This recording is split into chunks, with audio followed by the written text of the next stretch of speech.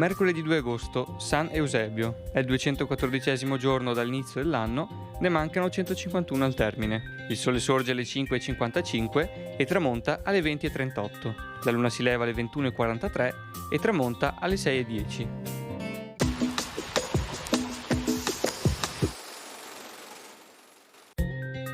L'imperatore Massimiliano d'Austria invia alcuni sobillatori nel territorio della Repubblica Veneta per incitare le popolazioni alla rivolta. Viene quindi denunciata la cosa, dichiarando che non vale la pena occuparsene. Si può essere certi, dice, che né lusinghe né minacce riusciranno mai a intaccare la fedeltà dei sudditi di San Marco. Infatti così è.